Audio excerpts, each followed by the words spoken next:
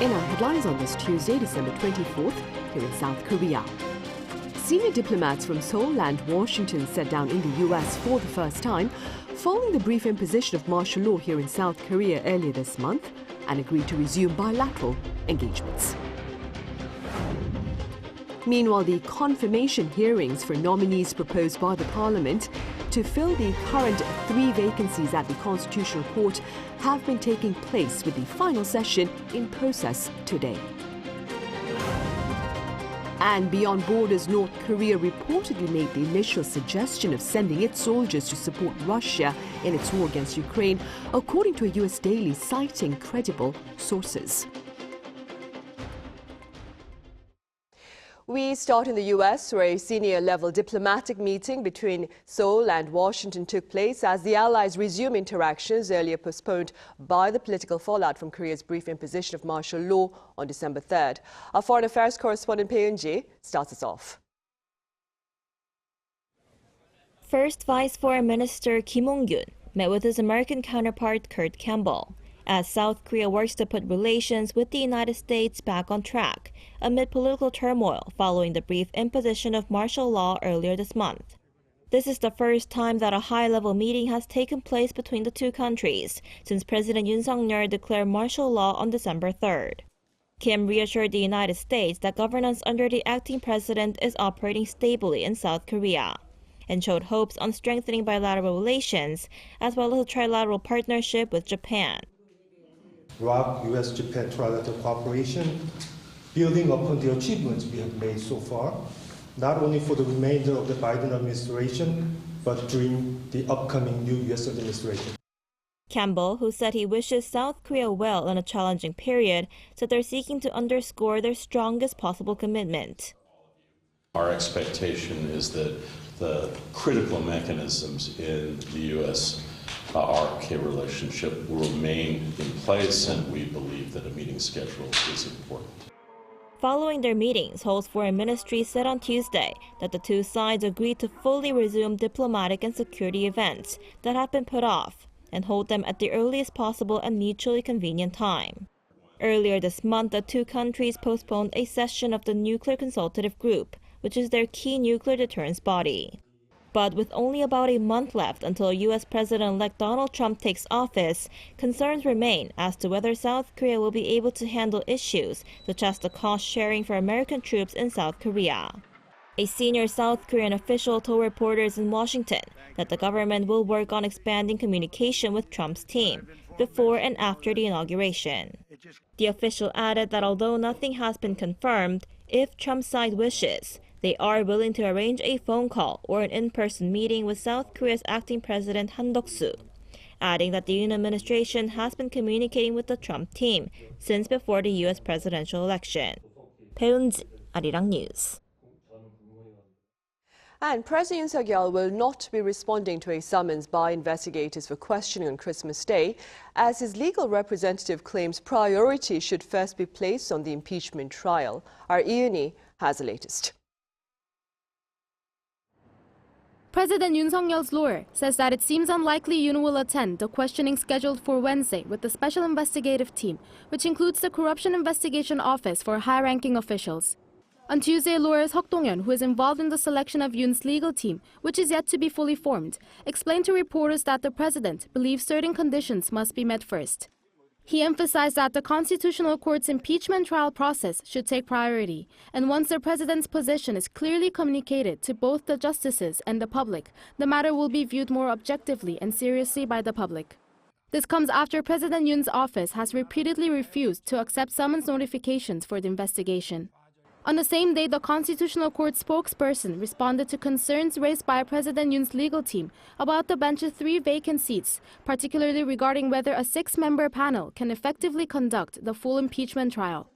During a briefing, the spokesperson reaffirmed that the trial can proceed with 6 justices and that the court will move forward with the first preparatory hearing scheduled for Friday. With President Yoon refusing to accept trial documents, it's uncertain whether he will submit the required documents by the 7-day deadline starting on the 20th. Additionally, the court announced that its justices will hold a second round of meetings on Yoon's impeachment this Thursday, with further details to be disclosed later.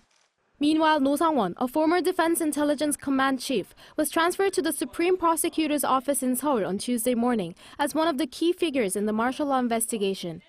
This stems from the so-called hamburger meetings, covert gatherings at a fast food restaurant where martial law details were allegedly discussed.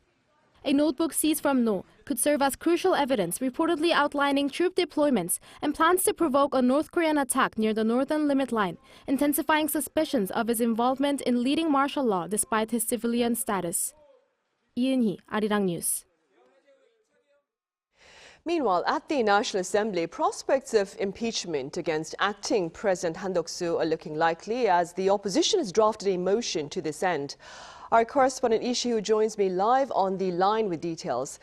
Shiu, let's begin with the opposition party's plans to put an end to Mr. Han's interim leadership. Yes, Sunny, the DP in less than 30 minutes will submit a motion to impeach acting President Han Duck-soo. The party plans to report the motion to a plenary session this Thursday and put it up for an assembly vote on Friday for what they hope will be approval to dismiss Han from his post. Now, this is in response to Han's decision this morning at the cabinet meeting to hold off on a decision on whether to approve or veto assembly bills calling for the investigation of President Yoon and First Lady Kim Gon-hee, which the DP has insisted upon since Parliament voted to approve them earlier this month. The opposition says that a cabinet that crosses the people's will does not have a reason to continue. Now, as for the requirements for the Assembly to pass the impeachment motion, the DP says only 151 yes votes or a simple majority of the 300 lawmakers are needed. But the PPP argues that just as in the case of the impeachment motion against President Yoon, it would require at least 200 or two-thirds approval of the entire Assembly. Right, I see. Shiu, I believe a part of the conflict was also sparked by efforts to fill vacancies at the Constitutional Court. What's the latest on that front? That's right, Sunny. The opposition has repeatedly urged acting President Han to promptly appoint constitutional justices once the National Assembly's Special Committee on the Nomination finishes its confirmation process of the 3 nominees put forward to fill the seats at the Constitutional Court of Korea, which will make the final decision on President Yoon's impeachment. Now, as we speak, a hearing is taking place on the 3rd and the last nominee recommended by the parliament to join the court. The committee members are now questioning candidate Cho Han-chang, but only opposition members are present for the process as the ruling party members refuse to participate. The opposition lawmakers aim to get Cho, along with the other 2 nominees who were questioned yesterday, confirmed by the Assembly at a plenary session this Thursday. But there are strong objections from the ruling party, which had argued that the nominees, even if confirmed by the Assembly, cannot be appointed by an acting president who does not hold the same authority as the president. Shiu, speaking about the ruling party, I hear a new leader has been named. Right. The PPP this morning named 5-term lawmaker Kwon Young-se the chairman of its leadership committee, emergency leadership committee, that is. Kwon is a veteran member of the PPP who, as a lawmaker, currently represents the Yongsan-gu district in central Seoul. Now, today he accepted the post 8 days after the former leader Han Dong-un resigned. On taking the role, Kwon said that the ruling party needs harmony, stability, and reform at a time like this when it needs to earn back people's trust. Now, the party will officially appoint Kwon following a meeting of its national committee this 30th. Right, the 30th of December, that would be next Monday. All right, Shiu, thank you for the latest from the Parliament. That was our National Assembly correspondent, Lee Shi-hoo. Right, as mentioned earlier, acting President Han Duck-soo has refrained from reviewing the special council bills passed by the opposition-led parliament against President Yoon and First Lady Kim Gon-hee, urging instead for more dialogue between lawmakers across the aisle. Our top office correspondent Kim Do-yeon reports. Despite heavy pressure from the opposition parties, acting President and Prime Minister Han Duck-soo during a cabinet meeting on Tuesday chose not to review the special council bills for President Yoon and First Lady Kim Gon-hee. Instead, he called for more conversation between the ruling and opposition parties. To wisely take care of matters that have legal interpretations and cause political views to clash, such as the special council bills and appointment of constitutional court justices, the ruling and opposition parties must put their heads together above all else. The two special counsel bills, one for Yoon's alleged insurrection and the other for the First Lady's alleged stock manipulation scheme, need to be reviewed and either be approved or vetoed by the cabinet by January 1st. However, the main opposition Democratic Party of Korea called for swift approval and threatened impeachment unless Han provides approval by the earliest possible cabinet meeting, while an impeachment would suspend him as well. Han called for politicians to find ways to work together, hinting that the current special probe bill may seem unconstitutional. If efforts are not made to establish a legal framework that both the investigation and the defense agree is fair, there is a significant risk of even greater distrust and hatred to grow in South Korea. Han has already vetoed a bill last week as an acting president, as he has previously pledged to show consistency in government. Therefore, vetoes for the bills wouldn't be a big surprise, especially considering the probe for the First Lady has been vetoed multiple times before by President Yoon. In the meantime, an official at the Prime Minister's office said, quote, "As a member of the government, I find the comments by the DP deeply regrettable. I hope they will give more careful consideration in the future." The official reiterated that the government will thoroughly review the bills in accordance with the Constitution and the law, prioritizing the future of the nation above all else, as it has been doing. In addition, the official said the world is watching, and the international community has supported the current constitutional process, and the Prime Minister assuming the role of caretaker, and another shakeup could only harm the nation. Kim Do-yeon, Arirang News. Consumer confidence here in the country has lost substantial ground amid the ongoing political turmoil. The index for December tumbled well below 100, indicating rampant pessimism about consumption prospects. Our Park Gon-woo has more.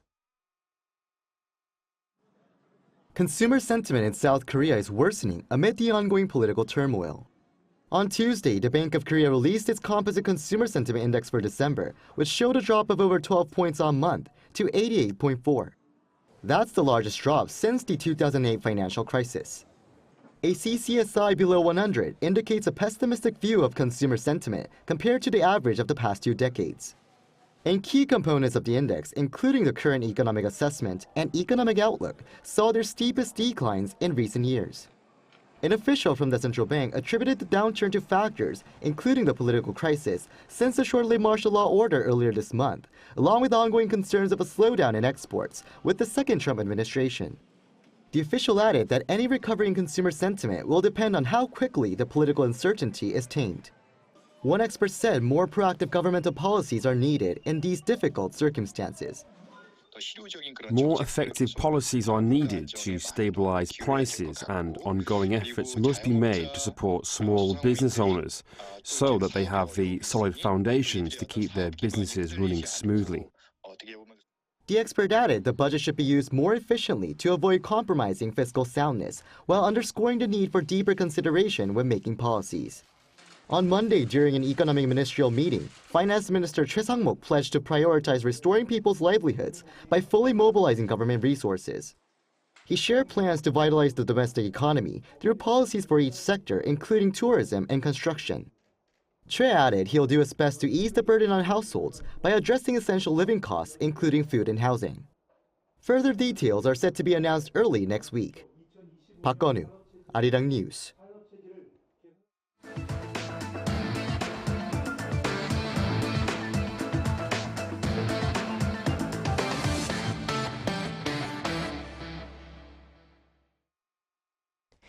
In yet another display of military collaboration, North Korean soldiers may partake in Moscow's Victory Day parade next year. Our Lee Sing-jae reports. Russian Foreign Policy Advisor Yuri Yushakov said Monday that he believes North Korean troops would most likely participate in next year's Victory Day parade on Moscow's Red Square. According to Russia's Sputnik news agency, military contingents from several countries will participate in the 80th anniversary of Victory Day, when Russians commemorate the Soviets' World War II victory over Nazi Germany in 1945. Russia's defense ministry also said last month that its defense chief invited the North Korean military to take part in the Victory Day parade during his visit to Pyongyang. Meanwhile, Ukrainian President Vladimir Zelensky said Monday that more than 3,000 North Korean soldiers are believed to have been killed or injured since being deployed to the Kursk region to fight alongside the Russian military. Zelensky made the comments on Telegram following a briefing by his top military commander. The Ukrainian leader added that North Korea is likely to send more soldiers and military equipment to Russia and vowed tangible response measures to such actions. And a recently released New York Times report says U.S. intelligence believes that North Korea offered to deploy North Korean troops to Russia without Moscow requesting the military assistance. This contrasts with Western officials who initially saw the North Korean troop deployment as a sign that Russia was desperate for a troop reinforcement.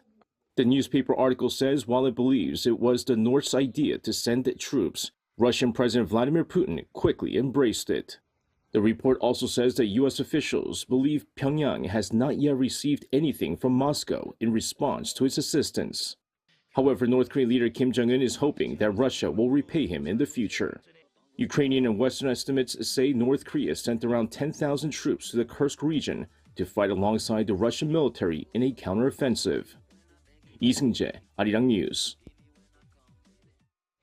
In other news, the 10-year US Treasury yield continues to rise as investors respond to talk of fewer Federal Reserve rate cuts next year. Now, the yield ended its session on Monday afternoon, up 7.6 basis points from its previous session to close trade at 4.595%. At one point during the day's trade, the yield surged past 4.6% for the first time since June. Pundits are also linking this latest performance to policy uncertainty under the incoming Trump administration.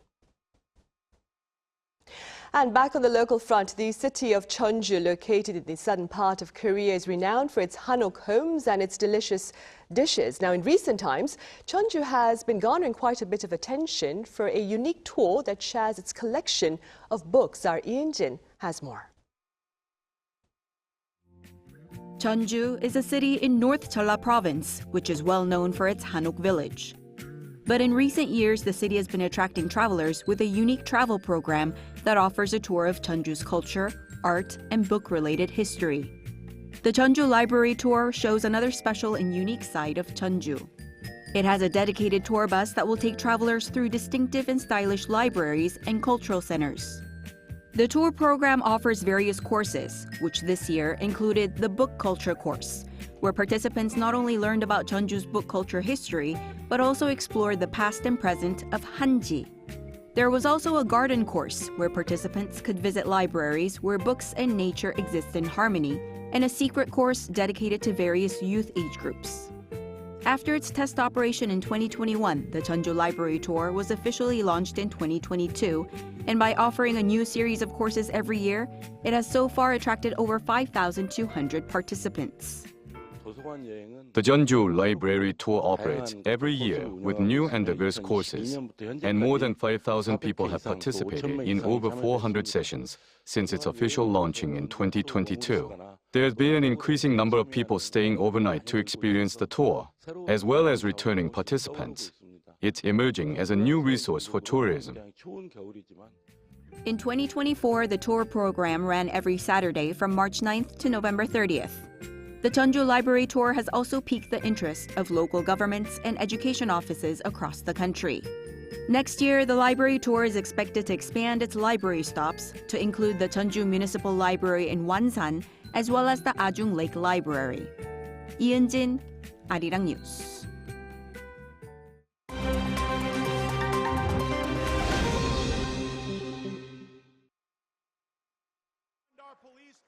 This is The World Now, bringing you the latest stories from around the globe. A report into allegations against Matt Gaetz, who was formerly nominated for Attorney General by President-elect Trump, was released on Monday. The U.S. House Ethics Committee report says it found substantial evidence that the former Florida congressman paid tens of thousands of dollars for sex and drugs while in office.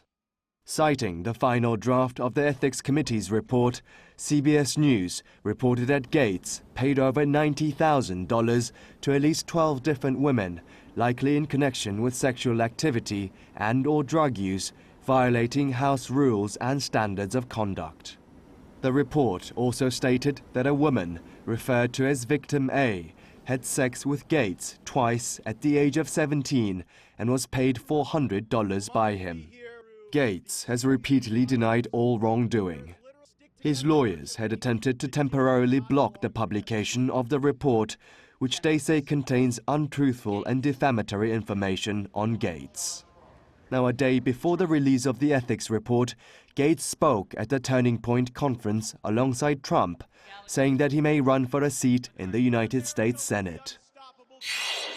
US President Joe Biden on Monday commuted the sentences of 37 out of 40 federal inmates on death row, reducing their penalty to life in prison without parole.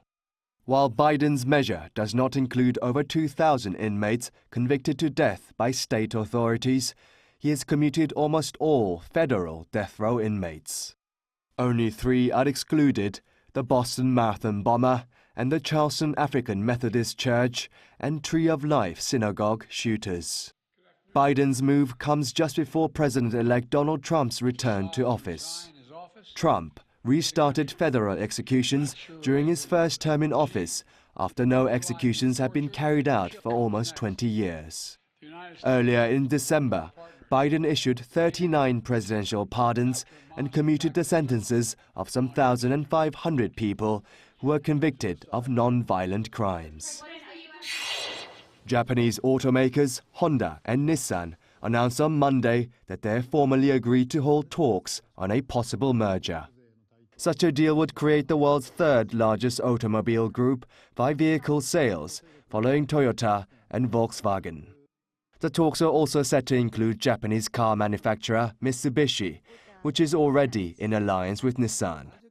Nissan CEO Makoto Uchida said that the potential merger would allow accomplishments that neither company could achieve alone.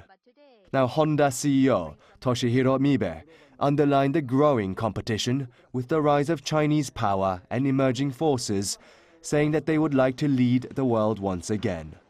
The 2 Japanese car makers said that they aim to finish the talks by mid-2025 and, if successful, would set up a holding company by August 2026. Santa Claus has departed on his reindeer-driven sleigh from his home in the Arctic Circle. Santa greeted the crowd that gathered on Monday at the Santa Claus village in Rovaniemi, northern Finland, before setting off to deliver Christmas joy around the world. The Santa Claus village, which attracts more than 500,000 annual visitors, was created in 1985 to provide an all-year-round Christmas experience. Kim Seong, Arirang News.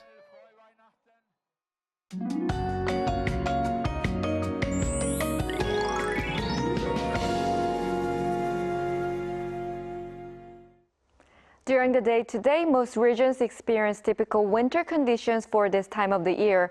While a cold wave advisory is still in place in Gangwon-do province, central inland areas will continue to have a freezing morning at below -10 degrees tomorrow. From tomorrow afternoon, the temperatures will rise 1 to 3 degrees higher than today all over the country. Even though there will be lots of clouds in the sky, it will be difficult to expect a white Christmas like last year. However, light snow can be seen in the central and western parts of the country, along with Jeju Island between tomorrow night and dawn Thursday. On Christmas Day, Daejeon and Daegu will start off at -2 degrees, Gyeongju -4. Highs will move up to 7 in Daejeon and Daegu, Busan 10 degrees. From Friday, the morning temperature will plunge to -7 degrees in Seoul. That's all for Korea. Here are the weather conditions around the world. Merry Christmas.